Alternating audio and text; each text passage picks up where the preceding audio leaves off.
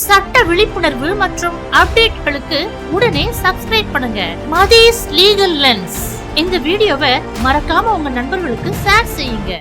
என்ன sir, policy எடுக்கும்போது out patient claim சேர்த்துக்க 70% கிளைம் கிடைக்கும்னு சொல்லிட்டு இப்போ கிளைம் தர முடியாதுன்னு சொல்றீங்க. இந்த மாதிரி அவுட் பேஷண்ட் பாலிசி கிளைம்ல ஃபால்ஸ் ப்ராமிஸ் கொடுத்து ஹெல்த் இன்சூரன்ஸ் எடுக்க வச்சாங்கன்னா என்ன செய்யணும்னு மதீஸ் லீகல் லென்ஸ் சேனல்ல பார்த்து தெரிஞ்சுக்குங்க. இப்பெல்லாம் சில இன்சூரன்ஸ் கம்பெனில வந்துட்டு அவுட் பேஷண்ட் ட்ரீட்மெண்ட்டுக்கும் நாங்க கிளைமிங் கொடுக்குறோம் அப்படின்னு சொல்லிட்டு, அதுவும் 90% வச்சுக்கும் உங்களுக்கு கிளைமிங் கொடுக்குறோம் அப்படின்னு சொல்லிட்டு கஸ்டமர்ஸ் வந்துட்டு அவுட் பேஷண்ட் இன்சூரன்ஸே போட வச்சுறாங்க.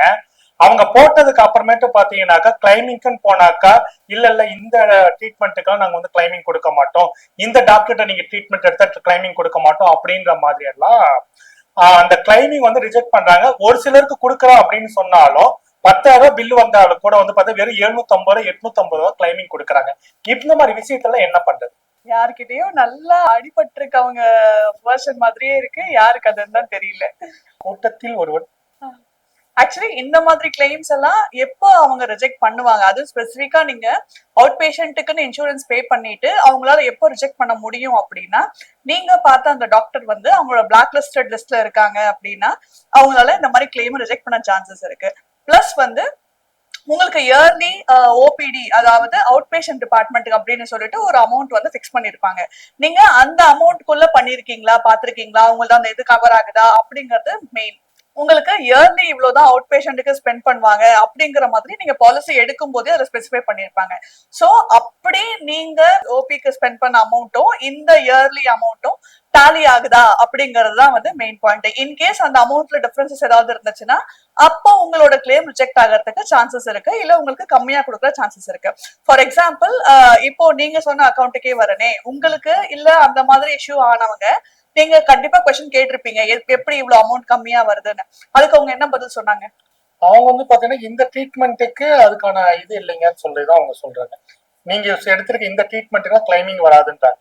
ஆனா அவங்க எக்ஸிக்யூட்டிவ் போன் பண்ணி சொல்லும் போது என்ன சொல்றாங்க, நீங்க ஓபிடின்னு போனாலே உங்களுக்கு வந்துட்டு ஒரு 90% கிளைமிங் கொடுக்கணும் அப்படின்னு போன் பண்ணி போட வைக்கிறாங்க. சோ இந்த மாதிரி மிஸ்ரெப்ரசன்டேஷன்ஸ் இருந்துச்சு அப்படின்னா நீங்க தாராளமா வந்து என்கிட்ட இன்சூரன்ஸ் போடும்போது இதுதான் சொல்லியிருந்தாங்க, ஆப்வியஸ்லி உங்ககிட்ட ரைட்டிங்ஸ் எதுவுமே இருக்க போறது இல்ல, உங்களோட terms and conditions of the பாலிசில தான் எல்லாமே கிளியரா ஸ்பெசிஃபை பண்ணிருப்பாங்க. சோ உங்க terms and conditions of the பாலிசில அதுல இருக்கிற மாதிரி தான் நடந்திருக்கு, அப்பவும் வந்து உங்களுக்கு கிளைம் அமௌண்ட் கம்மியா கொடுத்திருக்காங்க அப்படின்னா நீங்க தாராளமா அப்பீல் ப்ரிஃபர் பண்ண முடியும். ஓபில டாக்டர் கன்சல்டேஷன்ஸ் இல்ல அவங்க நெட்வொர்க்ல இருக்கிற டாக்டர் இல்ல வெறும் கன்சல்டேஷன்ஸ்க்கு மட்டும்தான் இந்த லேப் டெஸ்ட் மெடிசன்ஸ் அது மாதிரி எதுவும் கவர் ஆகாது அப்படிங்கிற மாதிரி ஏதாவது மென்ஷன் பண்ணிருக்காங்களா, நீங்க அதெல்லாம் வந்து தெளிவா பார்க்கணும். எல்லாமே நீங்க டேர்ம்ஸ் அண்ட் கண்டிஷன்ஸ்ல பார்த்து தெளிவானதுக்கு அப்புறம் இந்த இன்சூரன்ஸ் போடலாமா வேணாமா டிசைட் பண்ணாதான் உங்களுக்கு ஃபியூச்சர்ல இந்த மாதிரி டிஸ்பியூட்ஸோ கவலையோ பிரச்சனையோ இல்ல ப்ராப்ளமோ வராம இருக்கும். அண்ட் உங்களால மத்தவங்களுக்கு ஹெல்ப் பண்ணவும் முடியும். சில இன்சூரன்ஸ் கம்பெனில கோ பேமெண்ட் கிளாஸ் இருக்கும், அதாவது நீங்க ஒரு குறிப்பிட்ட அமௌண்ட் பே பண்ணுவீங்க, மிச்சம் இருக்கிற அமௌண்ட் வந்து இன்சூரன்ஸ் கம்பெனி பே பண்ற மாதிரி இருக்கும். சோ அந்த மாதிரி ஏதாவது டிஃபரன்ஸ் ஆஃப் அமௌண்ட் ஏதாவது வந்துச்சுன்னா நீங்க அதுவும் வந்து கிளியரா பாத்துக்கணும். இன்கேஸ் உங்களுக்கு அது டாலி ஆகலைன்னா நீங்க அந்த கம்பெனி கிட்ட ஒரு செட்டில்மெண்ட் லெட்டர் மாதிரி கேட்கலாம், இல்ல அப்பீல் போலாம். நீங்க இன்சூரன்ஸ் பாலிசி போடும் போதே டோட்டல் ஆனுவல் லிமிட் என்ன, அந்த ஆனுவல் லிமிட் எத்தனை விசிட்ல கவர் ஆகும், ஒவ்வொரு லிமிட்டுக்கும் என்ன அமௌண்ட் மேக்ஸிமம் கொடுப்பீங்க, அப்புறம் நெட்வொர்க் கவரேஜ், எந்த ஹாஸ்பிட்டல் எந்த டாக்டர் எதெல்லாம் வந்து உங்களுக்கு இன்சூரன்ஸ்ல கவர் ஆகும், எந்தெந்த எக்ஸ்பென்சஸ் வந்து உங்களுக்கு இன்சூரன்ஸ்ல கவர் ஆகாது, அந்த ரிப்போர்ட்லயே நீங்க தெளிவா அந்த கன்சல்டேஷன் ஃபீஸ் என்ன, டெஸ்ட்டுக்கு எவ்வளவு செலவாகுது, மெடிசனுக்கு எவ்வளவு செலவாகுது அப்படிங்கிற மாதிரி நீங்க எல்லா டீடைல்ஸும் ப்ராப்பரா டாக்குமெண்ட் பண்ணி வச்சுக்கிட்டீங்க அப்படின்னா உங்களுக்கு கிளைம் அப்போ உங்களுக்கு ஈஸியா இருக்கும். அவங்க ஏதாவது கிளைம் டிஸ்பியூட் பண்ணி இல்ல ஏதாவது இது செல்லாது, இது உங்களுக்கு கம்மியா தான் வரும்னு ஏதாவது ப்ராப்ளம் ரைஸ் பண்ணாலும் உங்களுக்கு அந்த எவிடன்சஸ் எல்லாம் சப்போர்ட் பண்ணும். நான் மறுபடியும் சொல்றேன், உங்களோட ஹெல்த் இன்சூரன்ஸ் டேர்ம்ஸ் அண்ட் கண்டிஷன்ஸை தெளிவா பாருங்க. நீங்க தெளிவா பார்த்தாதான் உங்களுக்கு ஃபியூச்சர்ல வரக்கூடிய ப்ராப்ளம்ஸை உங்களால எலிமினேட் பண்ண முடியும். அதாவது இந்த மாதிரி விஷயத்துல வந்து பாத்தீங்கன்னா இன்சூரன்ஸ் கம்பெனி எம்ப்ளாயிஸ் கொடுக்கக்கூடிய வார்த்தைகள் அடிப்படையில வச்சுட்டு பெரும்பாலான மக்கள் வந்துட்டு இன்சூரன்ஸே எடுக்கிறாங்க. இப்பெல்லாம் பாத்தீங்கன்னாக்கா பெரும்பாலான இன்சூரன்ஸ் ஏஜென்ட் யாருன்னு கூட தெரியாது, வெறும் ஆன்லைன்லயும் போன் கால்ஸ் மூலமா பெரும்பாலான இன்சூரன்ஸ் பாலிசிஸ் வந்து எடுக்கப்படக்கூடிய சூழல் தான் இருக்கு. அப்படி இருக்கும்போது அவங்க கொடுக்குற அந்த வார்த்தைகளை நம்பிதான் மக்கள் வந்துட்டு எடுக்கும் போது, எடுத்ததுக்கு அப்புறம் இந்த மாதிரி கிளைம் ரிஜெக்ஷன் எல்லாம் நடக்குதுனாக்கா சம்பந்தப்பட்டவங்க கோர்ட்டுக்கு போனாக்க நியாயம் கிடைக்க வாய்ப்பு இருக்குது. அதுக்கு என்னென்ன ஆதாரங்கள் தேவைப்படும்?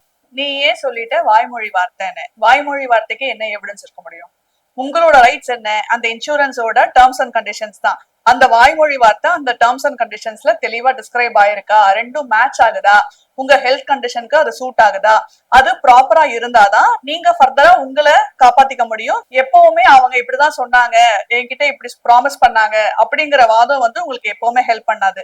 உங்ககிட்ட என்ன எவிடன்ஸ் இருக்கு, உங்களால என்ன ப்ரூவ் பண்ண முடியும், அவர் இதுதான் சொன்னாரு அப்படிங்கறதுக்கு உங்ககிட்ட என்ன ப்ரூஃப் இருக்கு அப்படிங்கறதுதான் எப்பவுமே இம்பார்ட்டன்ட். சோ நீங்க ஹெல்த் இன்சூரன்ஸ் எடுத்தீங்க அப்படின்னா டேர்ம்ஸ் அண்ட் கண்டிஷன்ஸ்ல அவங்க சொல்றது மேட்ச் ஆகுதா அப்படிங்கறதுதான் எப்பவுமே பிரைமா ஃபேஸ். கன்சியூமர் ப்ரொடெக்ஷன் ஆக்ட் 2019 கீழே இந்த மாதிரி ஹெல்த் இன்சூரன்ஸ்ல உங்களுக்கு ஏதாவது ப்ராப்ளம் அரைஸ் ஆச்சு, டிஸ்பியூட் வந்துச்சு அப்படின்னா நீங்க தாராளமா கம்ப்ளைண்ட் ஃபைல் பண்ண முடியும். அந்த ஹெல்த் இன்சூரன்ஸ் கம்பெனிக்கு மேலேயும் சரி, அந்த ஏஜென்சி மேலேயும் சரி, தாராளமா நீங்க கேஸ் ஃபைல் பண்ணலாம். அந்த ஏஜென்ட்ஸ் மேல நீங்க கேஸ் ஃபைல் பண்ணீங்கன்னா ஆட்டோமேட்டிக்கா அந்த ஹெல்த் இன்சூரன்ஸ் கம்பெனி தான் லயபிள் ஆவாங்க, உங்களுக்கு அவங்க தான் பதில் சொல்லணும். consumerhelpline.gov.in அப்படிங்கிற மெயில் ஐடியில நீங்க உங்களோட ப்ராப்ளம நீங்க அவங்களுக்கு மெயில் பண்ணீங்க அப்படின்னா உங்களோட கம்ப்ளைண்ட்டை கன்சியூமர் ஃபோரம் அக்செப்ட் பண்ணும். உங்களோட கம்ப்ளைண்ட்ல மெரிட்ஸ் இருந்துச்சு அப்படின்னா கன்சியூமர் ஃபோரம் உங்களோட கம்ப்ளைண்ட்டை அக்செப்ட் பண்ணுவாங்க.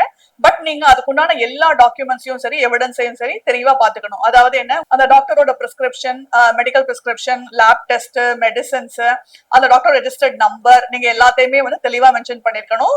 சிமிலர்லி அந்த ஹெல்த் இன்சூரன்ஸ் உங்களுக்கு கொடுத்த வாக்குறுதி, அந்த டேர்ம்ஸ் அண்ட் கண்டிஷன்ஸ் உங்களுக்கு அதை தவிர வராது எழுதி கொடுத்திருக்காங்க, லெட்டர் அது வந்திருந்தது, மெயில் கம்யூனிகேஷன்ஸ் இருந்தது, மெசேஜ் வாட்ஸ்அப் கம்யூனிகேஷன்ஸ் இருந்துச்சு, எதுனாலும் சரி உங்களுக்கு ப்ரூஃப் தான். உங்களோட கம்ப்ளைண்டோட வேல்யூ இல்ல உங்களோட கிளைம் 50 lakhs இருந்துச்சு அப்படின்னா நீங்க தாராளமா டிஸ்ட்ரிக்ட் கன்சியூமர் ரெட்ரஸல் கமிஷன்ல உங்களோட கம்ப்ளைண்ட்டை ஃபைல் பண்ணிக்க முடியும். இன்கேஸ் 50 lakhs மேல 2 crores அப்படின்னா நீங்க ஸ்டேட் கன்சியூமர் டிஸ்பியூட் ரெட்ரஸல் கமிஷன்ல உங்களோட கம்ப்ளைண்ட்டை லான்ச் பண்ணிக்க முடியும். ஒருவேளை உங்களோட கிளைம் 2 கோடிக்கு ஜாஸ்தியா இருந்துச்சு அப்படின்னா அப்ப நீங்க நேஷனல் கன்சியூமர் டிஸ்பியூட் ரெட்ரஸல் கமிஷன்ல உங்களோட கம்ப்ளைண்ட்டை லான்ச் பண்ண முடியும். ஒருவேளை உங்களை ஏமாத்தி இருந்தாங்க, அவங்க சொன்னது ஒண்ணு, டாக்குமெண்ட்ல இருக்கிறது ஒண்ணு, அண்ட் உங்களுக்கு அமிச்ச வாக்குறுதி ஒண்ணு, உங்ககிட்ட ப்ராமிஸ் பண்ணது ஒண்ணு, ஒரு விஷயம் நடந்ததுக்கு அப்புறம் இல்ல ஹாஸ்பிட்டல் போனதுக்கு அப்புறம் அவங்க கிளைம் ரிஜெக்ட் பண்றாங்க அப்படின்னா அதாவது இது வந்து அன்எத்திக்கல் அன்ஃபேர் ட்ரேட் பிராக்டிஸ்னு சொல்லுவோம். அண்ட் உங்களை வந்து மிஸ்லீடிங் இன்ஃபர்மேஷன் கொடுத்திருக்காங்க, மிஸ்லீடிங் அட்வர்டைஸ்மெண்ட் பண்ணிருக்காங்க, தப்பா சித்தரிச்சிருக்காங்க அப்படின்னா சென்ட்ரல் கன்சியூமர் ப்ரொடெக்ஷன் அத்தாரிட்டி நீங்க அங்க போயிட்டு உங்களோட கம்ப்ளைண்ட்டை லான்ச் பண்ணீங்க அப்படின்னா இன்னும் எஃபெக்டிவா இருக்கும், உடனே உங்களுக்கு தீர்வு கிடைக்கும். கன்சியூமர் கோர்ட்ல உங்களுக்கு என்ன பெரிய பிளஸ்னா அங்க வந்து நாங்க அட்வொகேட்ஸ் வந்து உங்களுக்கு மெஜாரிட்டி ஹெல்ப் பண்ணுங்கிற அவசியம் இருக்காது. நீங்களே கம்ப்ளைண்ட் லான்ச் பண்ணுவீங்க, உங்களுக்கு என்னென்ன எவிடன்ஸ் இருக்கோ சப்போர்ட் பண்ணுவீங்க, உங்களால ஸ்ட்ரெயிட்டாவே கோர்ட்ல ஆர்கியூ பண்ண முடியும், பேச முடியும், எல்லாமே உங்களால பண்ணிக்க முடியும். இன்கேஸ் உங்களுக்கு ஏதாவது ஹெல்ப் தேவைப்பட்டா மட்டும் உங்களுக்கு நாங்க ஹெல்ப் பண்ணுவோம், கைட் பண்ணுவோம். ஒருவேளை உங்களுக்கு ஒரு விஷயம் சொல்லிட்டு அதை செய்யல, இல்ல அது அப்போ பண்ணாங்க இப்ப பண்ண மாட்டாங்க, நான் எப்போ அந்த மாதிரிலாம் சொன்னேன், எங்க கம்பெனி அப்படி பண்ணாது, நான் அப்படி சொல்லவே இல்லை அப்படின்னு மாத்தி பேசினாங்க அப்படின்னா நீங்க அந்த கன்சர்ன் ஹெல்த் இன்சூரன்ஸ் மேலயும் சரி, அந்த கன்சர்ன் பர்சன் மேலயும் சரி டெஃபிஷியன்சி ஆஃப் சர்வீஸ் சொல்லிட்டு நீங்க தாராளமா கேஸ் ஃபைல் பண்ண முடியும். ஆனா உங்க வழக்கம் சரி, உங்க கிளைமையும் சரி ஜெயிக்கிறதுக்கு உண்டான ஒரே வழி, ஒரே ப்ரூஃப், எவிடன்ஸ் மட்டும்தான். உங்களோட தரப்புல என்னென்ன டாக்குமெண்ட்ஸ் உங்களுக்கு சப்போர்ட் பண்ணுதுங்கிறத பொறுத்துதான் உங்களோட கிளைம் நிற்கும். அதுக்கு இமெயில்ஸா இருந்தாலும் சரி, வாட்ஸ்அப் மெசேஜஸா இருந்தாலும் சரி, ஏன் உங்களுக்கு சின்ன துண்டு சீட்ல ஏதாவது எழுதி கொடுத்திருந்தாலும் சரி அதை அவங்க சைன் போட்டிருக்கணும், ரெக்கார்டட் கால்ஸோ வீடியோஸோ, இல்ல அதே மாதிரி சஃபர் ஆனவங்க வேற யாராவது உங்களுக்காக ஃபேவரா உங்களுக்கு சாட்சி சொல்ல வந்தாலும், இல்ல இது சம்பந்தப்பட்ட வேற ஏதாவது எவிடன்ஸ் இருந்தனாலும் அது வந்து உங்க கேஸ்க்கு ரொம்ப ஹெல்ப்ஃபுல்லா இருக்கும், உங்க கிளைம் நிற்கும். இந்த மாதிரி நீங்க ஏதாவது வழக்கு தொடர போறீங்க அந்த ஹெல்த் இன்சூரன்ஸ் கம்பெனிக்கு அகைன்ஸ்டாவும் சரி, இல்ல உங்களை நம்பி ஏமாத்தின அந்த பர்சனுக்கு அகைன்ஸ்டாவும் சரி அப்படின்னா முதல்ல ஒரு ரிட்டர்ன் நோட்டீஸ் மாதிரி கொடுப்பீங்க. அவங்களுக்கு அகைன்ஸ்டா இந்த மாதிரி எனக்கு ப்ராப்ளம் இருக்கு, இந்த மாதிரி எனக்கு ப்ராப்ளம் இருக்கு, நான் உங்களை கான்டாக்ட் பண்ண, நீங்க இதுதான் என்கிட்ட ப்ராமிஸ் பண்ணீங்க, ஆனா இப்போ நீங்க நடந்துக்கிறது வேற, எனக்கு நீங்க கொடுக்கறது வேற, என்னோட கிளைம் நீங்க ரிஜெக்ட் பண்றீங்க, அந்த மாதிரி ஏன் ரிஜெக்ட் பண்றீங்க, எனக்கு ப்ராப்பர் ரீசன்ஸ் கொடுங்க அப்படிங்கிற மாதிரி ஒரு நோட்டீஸ் அவங்களுக்கு நீங்க மெயில்லயோ இல்ல லெட்டர்லயோ நீங்க அவங்களுக்கு ரெஜிஸ்டர்ட் போஸ்ட் வித் அக்னாலஜ்மெண்ட்ல நீங்க அனுப்பணும். அந்த இன்சிடென்ட் நடந்த 2 வருஷத்துக்குள்ள நீங்க உங்களோட கம்ப்ளைண்ட்டை ஃபைல் பண்ணணும். கோர்ட்ல இன்கேஸ் உங்களோட வாதம் சரியா இருந்தது, உங்களோட கிளைம் ப்ராப்பரா இருந்தது அப்படின்னா நீங்க செலவு பண்ண பூரா தொகையும் உங்களுக்கு கோர்ட் கண்டிப்பா வழங்கும். உங்களுக்கு காம்பன்சேஷன் ஏதாவது தேவைப்பட்டாலும் அதுவும் கண்டிப்பா கோர்ட் வழங்கும். நீங்க கேஸ் ஃபைல் பண்ணதுக்கு உண்டான செலவும் கோர்ட் பார்த்துக்கும். இல்ல உங்களுக்கு கொடுத்த மெஷின்ஸ்லயோ இல்ல உங்களுக்கு கொடுத்த ஏதாவது எக்யூப்மெண்ட்ஸ்லயோ ஏதாவது ரீப்ளேஸ்மெண்ட் கேக்குறீங்க, ஏதாவது நீங்க அட்ஜஸ்ட்மெண்ட் பண்ணணும் அப்படின்னாலும் அந்த மாதிரி செலவுகளையும் கோர்ட் உங்களுக்கு ஆர்டர் பண்ணும். ஒருவேளை அந்த கன்சர்ன் ஹெல்த் இன்சூரன்ஸ் கம்பெனியும் சரி இல்ல அந்த இன்சூரன்ஸ் ஏஜென்ட்டும் சரி உங்களை ஏமாத்திட்டாங்க அப்படின்னா அந்த ஏமாற்றத்தோட விளைவுகள் ரொம்ப மோசமா இருந்தது, நீங்க ரொம்ப ப்ராப்ளம் ஃபேஸ் பண்ணீங்க அப்படின்னா நீங்க தாராளமா லோக்கல் போலீஸ் ஸ்டேஷன்ல கூட உங்க கம்ப்ளைண்ட்டை லாட்ஜ் பண்ண முடியும். ஒரு பிரின்சிபல் தனக்காக நீ இந்த விஷயத்த பண்ணு அப்படின்னு கொடுத்த பவர் ஆஃப் அட்டார்னி அவர் உயிரோட இருக்கிற வரைக்கும் தான் செல்லும். இன்கேஸ் அந்த பிரின்சிபல் இறந்ததுக்கு அப்புறம் அந்த பவர் ஆஃப் அட்டார்னி பிரின்சிபல் உயிரோட இருக்கிற மாதிரியே சில சொத்து பரிவர்த்தனைகள் செஞ்சாங்க இல்ல ஏதாவது கைமாத்தி கொடுத்தாங்க அப்படின்னா அது வந்து மோசடி. சோ அந்த மாதிரி டிரான்சாக்ஷன்ஸ் வந்து எதுவுமே செல்லாது. ஒருவேளை அந்த பவர் ஆஃப் அட்டார்னி எழுதி கொடுத்த பிரின்சிபல் உயிரோட இருக்கும் போது அந்த பவர் ஹோல்டர்